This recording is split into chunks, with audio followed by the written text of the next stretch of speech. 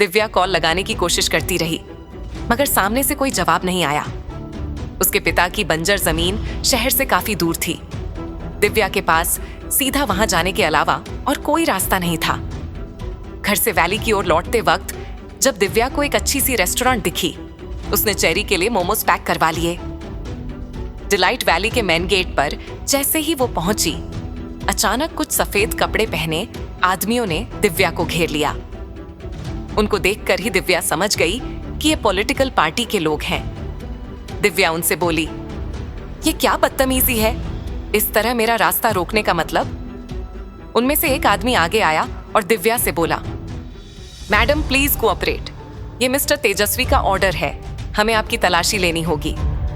फिर अचानक एक आदमी ने दिव्या के हाथ से उसकी पार्सल छीन ली। वो बैग से मोमोज का टुकड़ा अपने मुंह में रखकर चबाने लगा। दिव्या काफी हैरान थी।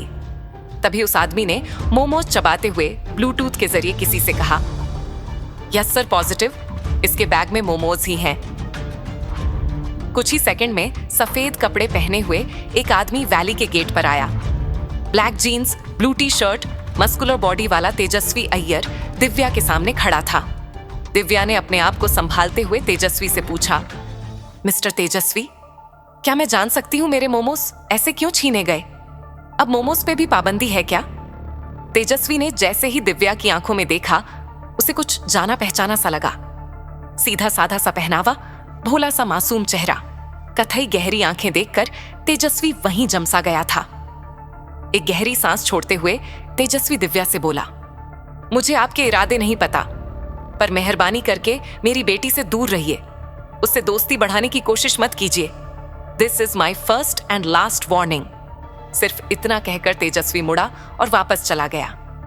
तभी एक कदम आगे बढ़ाते हुए दिव्या बोली, ओ मिस्टर, झूठे इल्जाम आप संसद में लगाइए, मैं कब आपकी बेटी से मिली?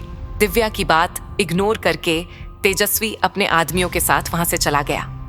दिव्या के सामने एक टीनेजर लड़की अपने दोनों हाथ कमर पर रखकर च्युइंग गम चबा रही थी।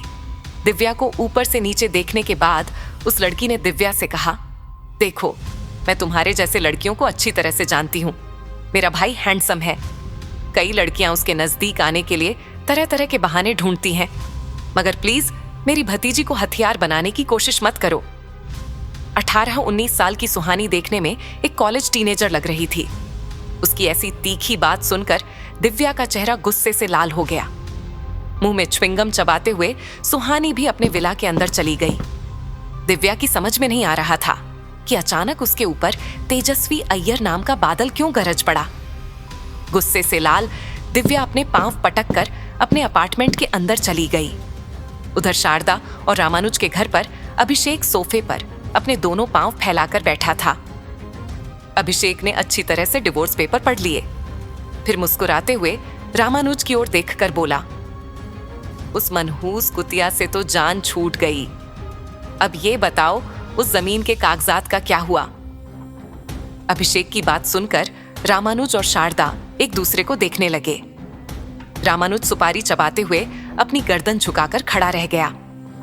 शारदा अटकती हुई आवाज में अभिषेक से बोली, अरे अभिषेक बेटा, वो भी हो जाएगा, कुछ ही दिनों में जमीन तुम्हारे नाम हो जाएगी। रश्मिका इतराते हुए अभिषेक के ठीक बगल में आकर बैठ गई। अभिषेक के कंधे पर अपना एक हाथ रखकर वो कहने लगी, हम दोनों से अब रहा नहीं जा रहा है मम्मा, इसीलिए कह रहे हैं कि जल्दी कीजिए। रश्मिका की बात सुनकर अभिषेक ने अचानक उसे अपनी गोद में बिठा लिया। रामानुज ने यह देखा तो उसकी गर्दन शर्म से और भी ज्यादा झुक गई। रश्मिका अपने पिता से बोली, पापा, आप भी कितने नैरो माइंडेड हैं। आज नहीं तो कल हमारी शादी होने ही वाली है, फिर आप अपना सर क्यों झुका रहे हैं?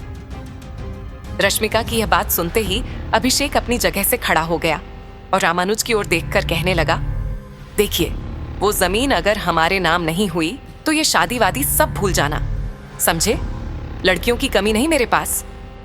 डिवोर्स पेपर अपने हाथ में लेकर अभिषेक वहां से निकल गया। मैन गेट तक पहुंचते ही फोन स्क्रीन पर उसके खास आदमी का नंबर फ्लैश होने लगा।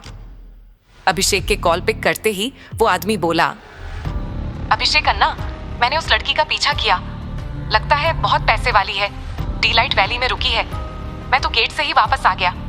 आप तो जानते हैं वहां बिना परमिशन के परिंदा भी पर नहीं मार सकता। बस स्टैंड पर मिली लड़की के बारे में पता मिलते ही अभिषेक के चेहरे पर एक बड़ी मुस्कान आ गई। उसने अपने आदमी से कहा, कातिल हसीना है रे, इसको तो मैं कच्चा चबा जाऊंगा। उधर दिव्या गुस्से में अपने ड्राइंग रूम में यहां वहां चक्कर काट रही थी।